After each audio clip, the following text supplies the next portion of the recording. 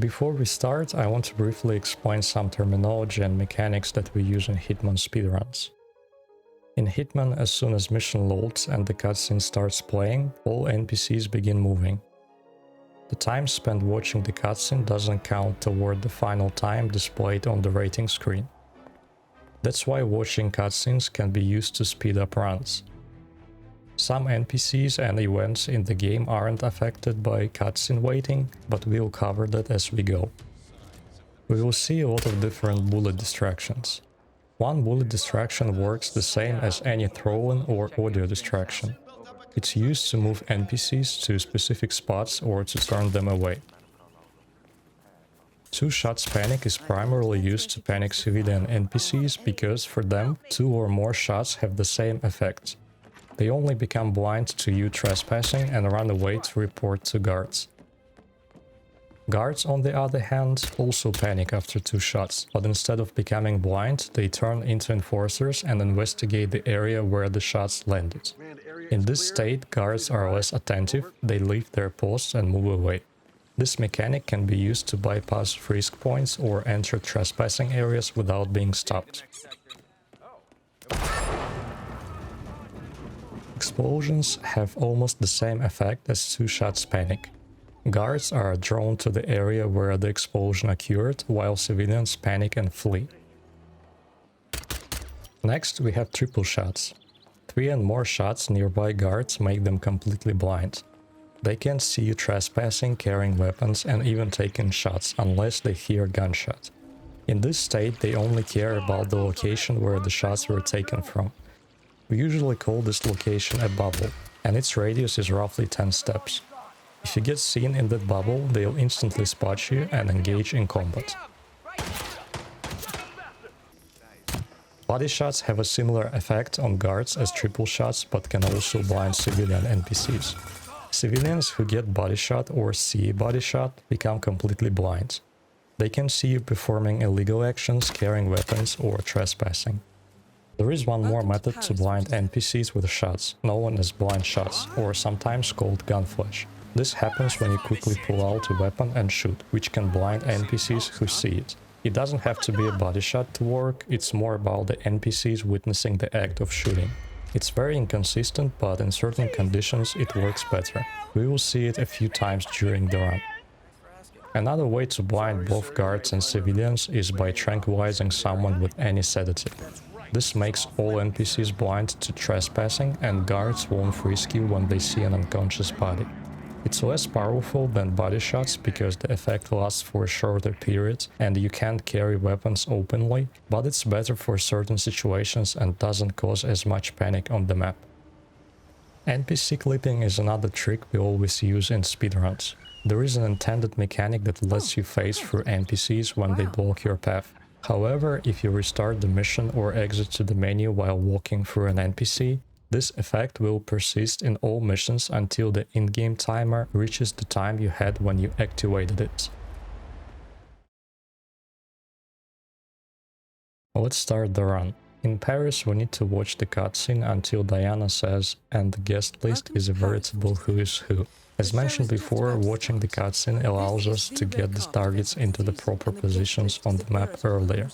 This first shot serves two purposes. The first is to make Novikov's personal bodyguard, who stands under the chandelier, go up the stairs and away from the chandelier. The second purpose is to make Novikov go down the stairs faster. This shot doesn't need to be very precise, it just goes through the doorway.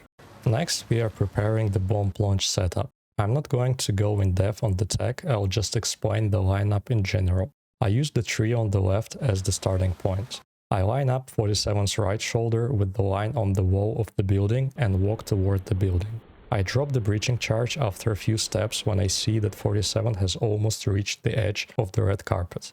It's important to drop the breaching charge when 47's arm is far behind his back. Then I drop the C4 as soon as 47's arm is in front of him. All these lineups will place the bombs properly on the ground, and the C4 will have the correct flight trajectory to land above the chandelier. As soon as the bombs are on the ground, we trigger the breaching charge to launch the C4. It takes about 12-13 seconds for the C4 to land on the roof above Dahlia. Then we move slightly to the side and take a body shot at the guard. This shot will bring the guards to the spot where we took it, and it will blind all civilian NPCs, allowing us to shoot freely. We detonate the C4 at the 20-second mark. The explosion on the roof breaks the chain of the chandelier above Dalia. The tripod is used to line up the shot for Novikov. We take cover and uncover at the edge of the pod to end up in the same spot every time. Then we shoot through the window behind the poster to drop the chandelier on Novikov. We aim in the middle above the letter E. Novikov can be faster or slower, so this shot is done depending on where he is.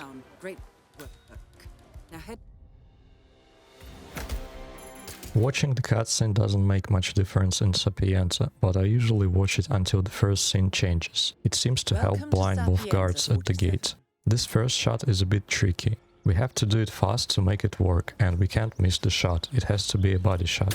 This shot will blind a lot of NPCs in the square, but more importantly, guards at the entrance. Another body shot to blind these NPCs. It has to be done from a sufficient distance from the guards at the entrance, because if we shoot too close to them, they will hear it and spot us. We need this brick for the boost. We don't have loadout slots in this strategy to bring muffins. All these shots are made to panic 3 NPCs up there. We need them out of the way, because this is where Francesca will be blown up. It's important how we throw the duck, because if any of her guards hear it, she will send them to check it out instead of going herself. It usually works when you aim above the right side of the logo on the wall while standing in the corner of this porch. Silvio will also be blown up, but for him we use an invisible explosive golf ball, which is there because of the mission story. Explosion of the golf ball counts as an accident kill, so we don't have to worry about his body being seen. Timing of the explosion is important, which is why I check the map before triggering it. We need Francesca to reach the middle landing of the staircase before triggering the golf ball explosion. If the explosion happens too early, she'll hear it and evacuate in a different direction. If it happens at the right moment, only her guards will hear it, they'll stop escorting her and let her walk into the trap and trigger the second explosion. We use the brick to go down the cliff. The shot is done to slide down a bit faster. Then you just run on the invisible platform, hug the left wall to make sure you squeeze through the stalactite and then shoot the virus.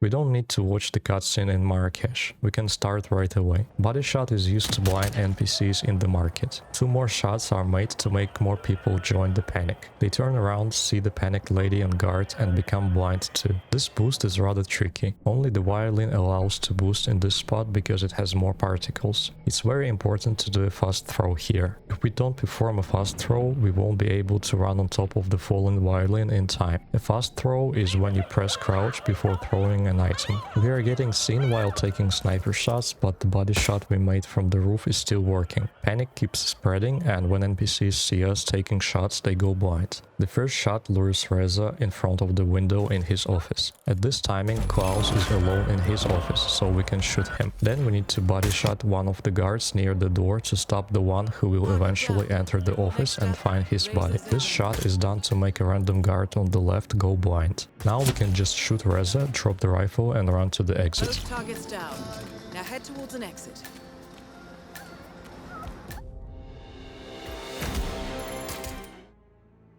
In Bangkok, we need almost the full cutscene for this strategy to get both targets and NPCs in the right spots.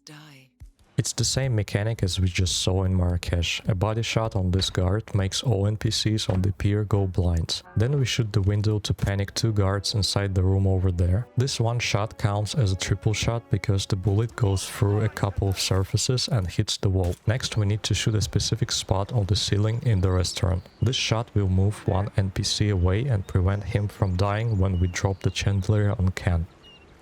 Now it's time to start moving toward the exit. On our way we need to keep an eye on Jordan. As soon as he starts turning around to leave the booth, we need to take 2 or more shots to make him panic and run to the room on the right, where we previously panicked 2 guards. Body shot to panic the NPCs by the exit. And now from this corner we can shoot the chain to drop the chandelier on Ken. And then we just shoot Jordan. Both targets down.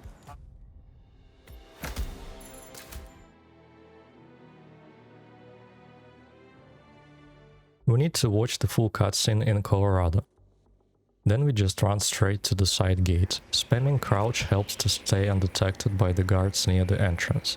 This shot is made just to stop the guard at a convenient spot where he can be knocked out. After shooting to open the door, we place a breaching charge inside the briefcase, which will be used to kill Ezra. Next we break the camera with the briefcase and shoot open another door. Now on to Sean Rose. The only hard part about his kill is that it has rather tight timing. The thing is, Sean is not dependent on the cutscene. We watched the entire cutscene for the other targets, but Sean's routine is always the same and he starts moving around the same time. So if we lose some time before this kill, we might be late and end up killing his personal bodyguard along with him. One shot for the corner of the rear light is enough to explode the car. Now we need to prepare the kill from Maya. We need to shoot the concrete block in front of her twice. The lineup is not hard, but timing is important. We must take the shots when we see that she starts moving. If we shoot earlier or later, she will panic and move to the wrong spot. The Penelope kill is easy. We just need to headshot her with the pistol after she turns around and stops by the desk. This happens in a blind spot and at a timing when no one can see it, so she won't be found until the end of the mission. In my case, there is only one guard by the gate, so I can distract him with one shot. Sometimes there are two guards and then you have to shoot twice behind them before running through the side gate.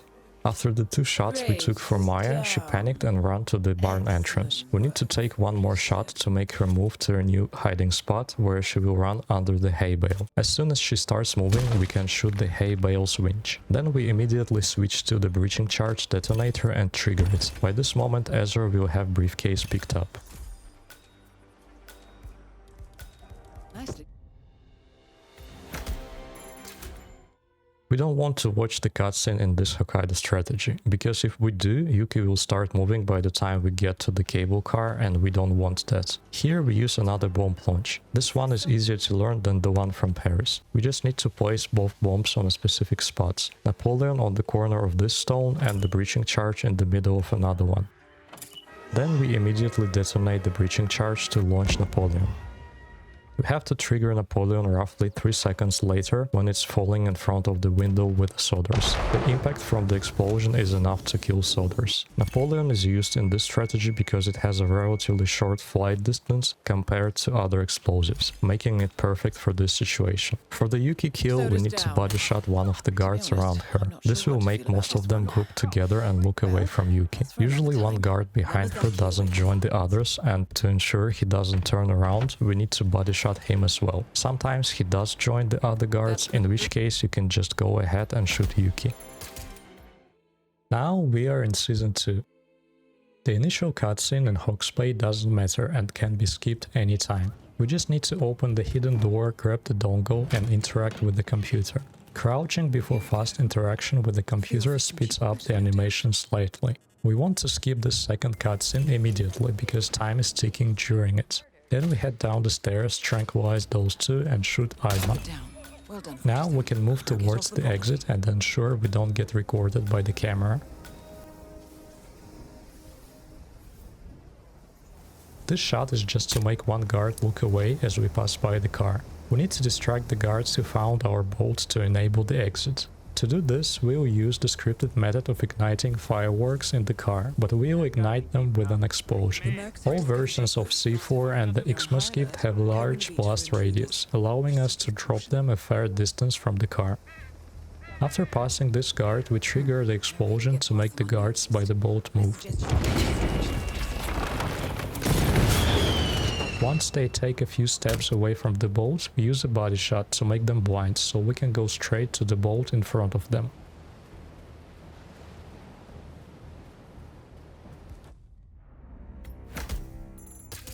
The Miami strategy is pretty intense, but first we have to watch 1 minute of cutscene. We watch this cutscene specifically for Robert Knox. CR isn't cutscene dependent. When we see the green light, it's time to stop the cutscene. We throw a gas grenade at those two ladies because they are the only real NPCs nearby who can spot us later. The lineup for the upcoming shots is very important. I usually stop on the shadow line in the middle between the ads board and the noticeable white dot on the ground. We need to take 2 shots at the window frame when Robert is close to the edge of the screen. These 2 shots will be heard by the guards following him, and they will stop following him, panic and start investigating the shots.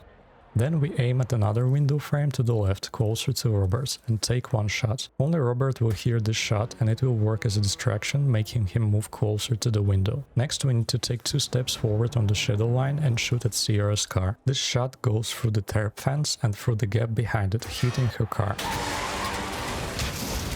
Now we need to quickly rotate and shoot Robert, who is moving to the window where he heard the distraction shot. It's a really small gap, but if all distraction shots were taken at the right angle and timing, he will always walk in front of it.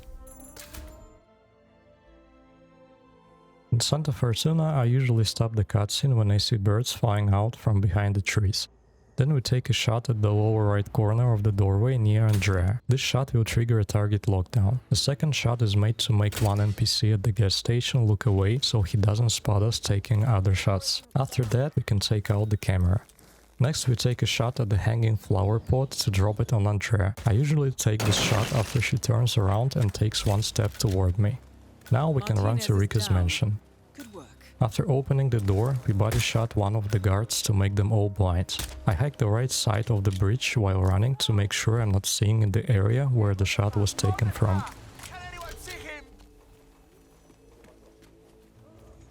A shot on the column makes the 2 guards next to it look away. Then we shoot Rico when he turns behind the corner of the garage. Next we shoot the camera on the way and take 2 more shots to panic the patrolling guards. These 2 guards walk back and forth, and if we don't interrupt their routine, they will spot Rico's body before we can exit. Now we can move on towards Jorge. We do a triple shot to panic the guards on our way. To prepare Jorge's kill, we basically need 3 shots, 2 on the AC to make the pilot check it, and another on the door to make Jorge investigate and stand in the doorway. Next, we need to find our way through the fields, and we use another body shot to make the NPCs in our way blind. Then we do another body shot to clear our way to the helicopter exit. As we see the pilot leaving the hut, we can shoot Jorge. After sniping Jorge, we drop the bomb and trigger it almost immediately to ensure we panic all the NPCs on our way to the exit. Even though we did a body shot on the guard, sometimes there is someone who didn't see it. Now we can just run to the exits.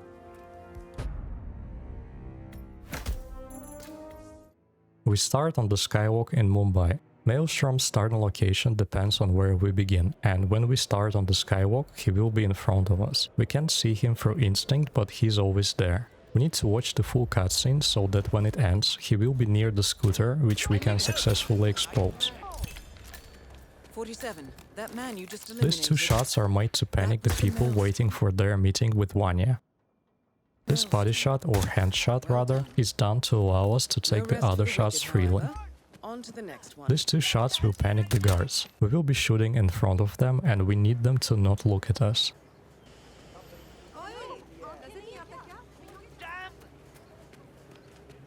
Now we are in position for the Vanya shot. We need to shoot the chain of the cage when she takes her 3rd step. It's possible to do this now because earlier we panicked the NPCs with those 2 shots through the window. If we hadn't taken those shots, it would be random when she stops her meeting.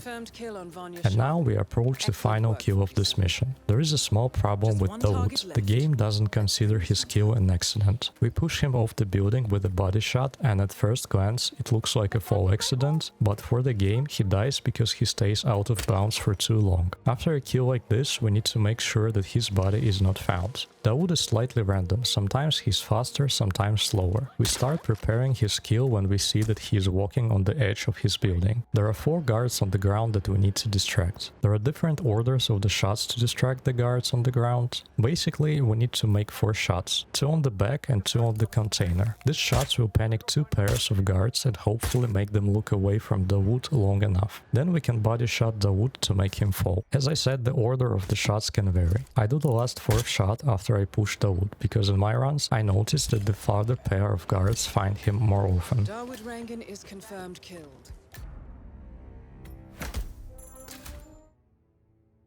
We watch the cutscene in Whittleton Creek to get better timings on both targets. Immediately after stopping the cutscene, we move a bit to the right and shoot the oxygen tank. This shot is easier than it looks. If you move to the right spot, you'll be able to see the white window frame. When you find the frame, you can spot a very small part of the oxygen tank above the white line. When you have a sniper rifle on your back, holding a pistol in your hand lowers detection. Death feels like an easy way out for a The man second like kill on this map is free. We just need to distract the guard on the porch so he doesn't spot us by the mailbox. Then we place a remote micro taser inside the mailbox. The NPC who gets distracted and investigates the mailbox will pick it up. This mailbox attracts no one's attention.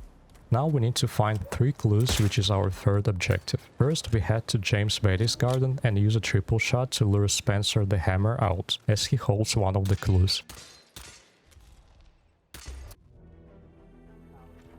We do a body shot on Betty to make him panic and run away. Next, we grab the lawsuit documents, which count as one of the clues, and pick up the shovel from the shed. This shovel will be used to obtain the other 2 clues. We knock out the hammer with the shovel and collect the clue from him. Afterward, we use the shovel to dig up the 3rd clue. By the time we are finished collecting all the clues, no one finds the taser in the mailbox and gets electrocuted. So Janus takes a helicopter trip once per year. I think we're onto something here, 47.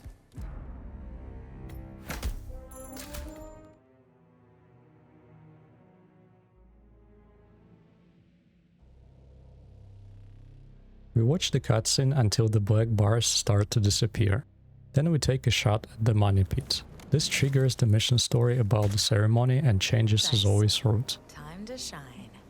Next, we boost over the railing using the muffin to get onto the roof. While running on the roof, we can check if Zoe took the correct path. If you miss the timing of the money pit shot, she might take a different route around the castle and you'll need to reset. Since I have some time before the next move, I use this opportunity to adjust the graphic settings. I aim for a better FPS in Season 3, especially in Dubai. The lineup for this panic shots is important. We need to stand in the corner and shoot through this exact square in the window. The shots must be fired after Sophia turns toward us and takes 3 steps. This will trigger a target lockdown, causing her to run to the security room. This shot should be done around 25-28 seconds mission time. It stops Zoe at a spot where we can lure her into the corner. Now we wait until she starts moving again and take 1 shot at the corner of that area. The thing is, her guard doesn't stop while she does, so now she is alone and the only one who will go for this distraction shot. While Zoe is moving to the corner, we rotate on the roof to get better angle for the chandelier shot. To drop the chandelier on Sophia, we shoot it when we see she is close to the right side of the window. This chandelier is weird. You can't really see the chain to shoot at, but just shooting slightly left of the candle is enough to drop it.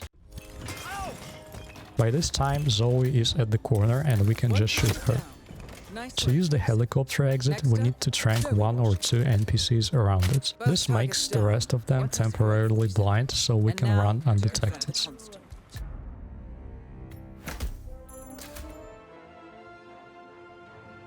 In New York, we watch the full cutscene. Man and Perez.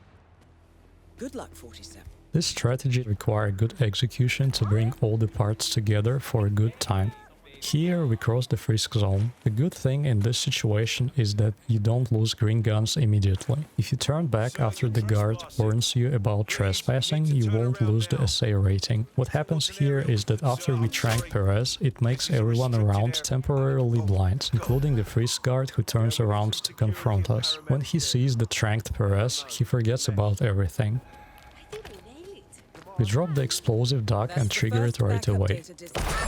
The explosion will panic all the NPCs in this area and allow us to cross the lobby. We triple shot these 2 guards from a distance to make them blind. As always, it's important to do this from a sufficient distance to avoid getting spotted.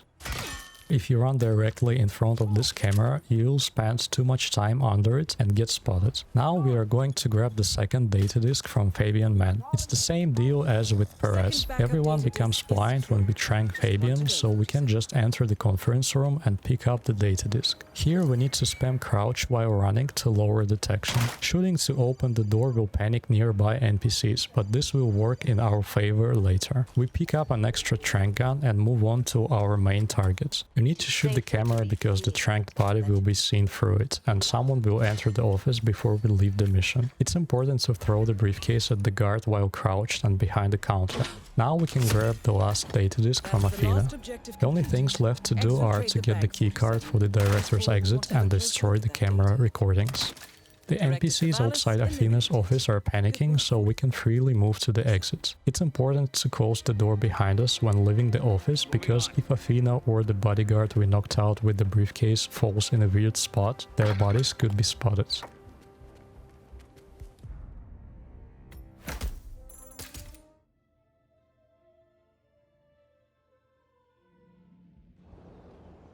Welcome to the Maldives, 47. Here we watch the cutscene until the scene changes. The first shot is taken to panic Ludmila. To get the correct panic path from her, we need to shoot the small black line on the roof while holding instinct. The second shot aimed at the wooden pole is a safety measure. The shot ensures the guard won't randomly spot you when you take other shots. For the next shots, we need to position ourselves as close as possible to the lamp on the left while staying near the edge of the pier. The first shot lands behind Tyson and causes his personal bodyguard to investigate. The next two shots land on the outer wall of the mansion, panicking two other witnesses near Tyson. These shots make one guard look away and cause the mate to run off.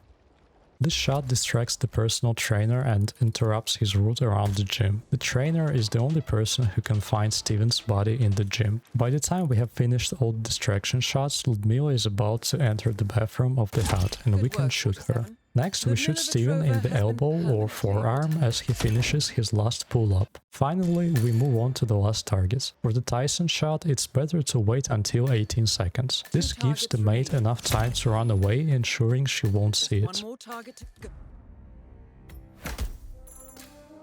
This Dubai strategy starts with one of the most inconsistent tricks in the whole run. You just shoot as fast as possible after unholstering the weapon and hope they don't spot you but instead panic. Dropping the briefcase helps slightly. We watch the cutscene until the lower black bar crosses the lady's skirt. Pause spam is used to aim more accurately, as these initial shots must be very precise. The first shot must only be heard by Marcus's personal bodyguards, and the second must only be heard by Marcus himself, luring him to the railing.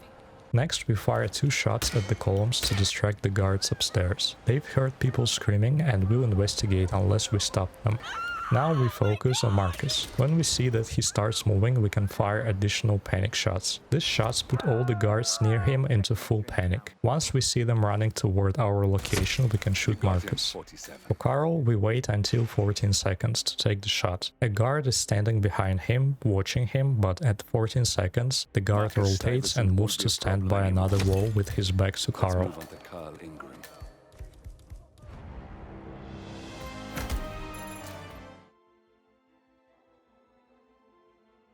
In Dartmoor, we choose the fast-forward variant of the behind the mansion starting location. In this version, Alexa is walking down the stairs to have a meeting with the family instead of heading upstairs to her office. We need to watch the full cutscene for good Alexa timing. As usual, we use body shots to make the NPCs in our way blind. You can take these shots from far away right after you start moving. It works the same way. I'm just used to doing it this way. We break the window with this shot, distracting 3 NPCs, including the butler, who has the token we need. Then we shoot him with the tranq gun, which makes him drop the token and temporarily blinds the other 2 NPCs to our trespassing. This shot stops the housekeeper, preventing him from going under the chandelier with Alexa. Then, at the late 37-second mark, we throw the concussion duck at the chandelier and trigger it immediately after the throw. The explosion drops the chandelier on Alexa. We can simply run past the mate and tranq Rebecca, as she has the token we need. Once we are outside, we need to distract the guard near the car exits. We do this by shooting the stone fence behind the car. Finally, we grab the car key and run to the exits.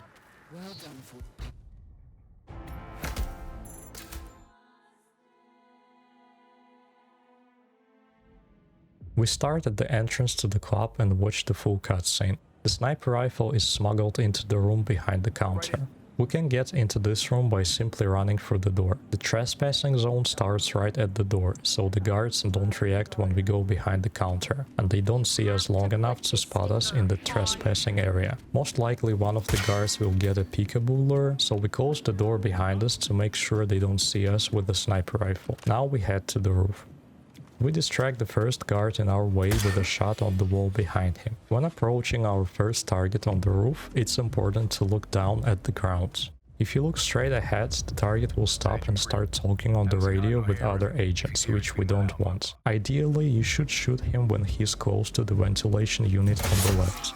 Next, we shoot the wall ahead to distract the second roof guards. To make sure the distracted first guard doesn't spot the body of the target, we fire another shot to put him into soft panic, making him investigate the area where the shot landed. We throw a gold brick mine to lure and sedate the delivery guy, as we need the scooter key from him to use the scooter exit. Next, we shoot the bag to drop it on another agent. He spends around 10 seconds under it, so the timing window for this shot is quite forgiving. Then we slide down the ladder and can simply shoot the other 3 targets.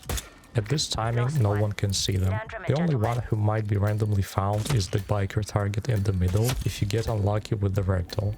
Now just jump off the roof, grab the key and exit for the scooter. We could not have stacked the deck more in our favor and still... In Chongqing, we need to watch the cutscene for a few seconds to get fast Imogen race. I usually cut when I see that the lower black bar reaches this guy's face. We need to move away from the railing to avoid getting spotted by the guard on the laundry roof. Then we shoot one of the drones to change the target's routes and head to the roof. We need to knock out this guard and trank the 2 others who come up to the roof because we shot the drone. We need to stand in the corner of the stairs for the proper lineup of the shots. Hush skill is easy. We just snipe him for a specific part of the window when he walks past it. Nobody is looking at him at this moment and his body won't be found until after 1 minute of in-game time. Now go get Imogen's skill requires some prep work. At the 38th second, we need to take 2 shots through this window square. These shots will hit the ceiling of the security room, panicking all the guards inside and causing them to move away so they don't spot us shooting Imogen. Next, we take 2 more shots through another window to stop Imogen and her personal bodyguards. These shots will panic him, making him focus on the spot where the bullets landed. For the final shot, we need to rotate to another spot. You can only shoot her through this part of the window. That's both targets down. I just...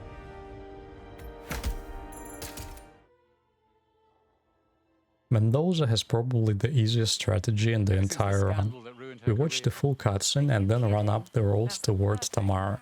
We throw the briefcase at the car to set off its alarm, which will make Tamara stop near the car. Next, we drop the first coin to get her attention and ensure she's looking at us, followed by dropping a second coin behind the car. At first, Tamara will confront us about dropping items, but her attention will soon shift to the second coin. From a distance where no one can see us, we shoot the car twice to explode it. Now we just need to shoot Don Yates. You take this shot through the open window, finding a small gap behind one of the columns. Don Yates is followed by 2 guards, but they keep their distance. When we snipe him, they are still on the stairs to the basement. Like many personal bodyguards in this game, when the target stops, the bodyguards stop and do nothing. This is why Don's body doesn't get found. Now we just need to wait 12 seconds for the exit to activate. This delay has something to do with the Tango with Diana exit. On all other missions, exits activate 3 seconds after the last kill. This starting location on the train doesn't have a cutscene at all. This entire strategy relies on the triple shot and body shot panic mechanics. First, we need to pick up the SMG conveniently placed near the starting location. We shoot the sign on the far wall after opening the door, which puts the 2 far guards into triple shot panic. Next, we cause another triple shot panic for the following 2 cars. We need to shoot another sign on the wall behind the next car. This was necessary because the door to the next car is locked. By panicking the guard, we made him open the door for us as he ran to investigate the source of the shots. In the bar car, we use the cover aim trick to go out of bounds. This allows us to run outside the train, avoiding the need to deal with 3 guards in the next car. While in the middle of this car, we shoot the wall outside the armory to panic the guards there. I usually take these shots after passing the frozen window. We get back in bounds by taking cover here. Next we pick up the shotgun from the armory, which we will use very shortly. We body shot the nearby guard to make him blind. This is necessary because we need to shoot open the door ahead. After the body shot, we pick up the first fuse cell. Then we shoot open the door and using a pulse buffer, aim at the far wall to shoot and panic two other guards. Next we pick up the second fuse cell from this room. Here we wait until the guard in front of us starts moving. Then we can proceed to insert the fuse cell, blinding everyone in this car. We continue running until the room with the commando leader, where we will distract him and another guard using a muffin toss. We simply throw the muffin at the shelves on the right and sneak past them on the left. On this car we use the second fuse cell to blind everyone in our way. To skip the drop down animation on this vehicle, you can simply unholster any item. In this room, at this timing, the guy on the left doesn't see us long enough to start following, so we just knock out the guard in front of us with the crowbar. Next we need to panic the last guard in our way by performing a triple shot to the right of the next door. In this room we simply run past the lady, she won't have enough time to spot us. Then we shoot the wall or door ahead to panic the last two NPCs. After that we run straight to Constance's office. Finally, we complete the last mission by using the serum on Constant, as it's the fastest method.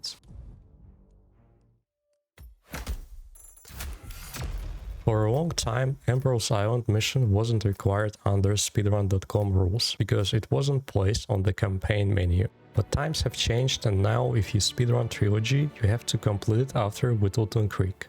In this video, I decided to include Ambrose Island strategy that you are most likely to see in current Trilogy runs. We start at the central social hub.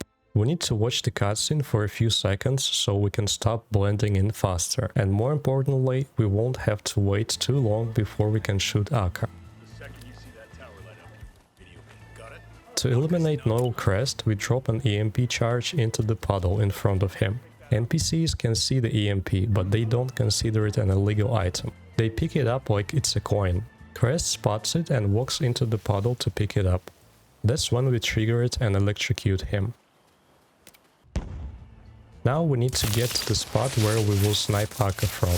This stone gives us a bit of elevation which allows for a clear shot at her. I usually shoot when she gets close to the flag on the wall. She is followed by a guard, but at the moment of the shot he is still behind the corner. Once she is dead, he stops and doesn't move. Now we need to destroy the satellite control units. We use a triple shot to panic and blind the guards in our way. We also need to destroy this camera because we won't have a chance to destroy the recording. Then we use another triple shot to panic the guards around the satellite control. First we grab the key for the bolt exits, and then on the way to the bolt we just shoot the satellite units.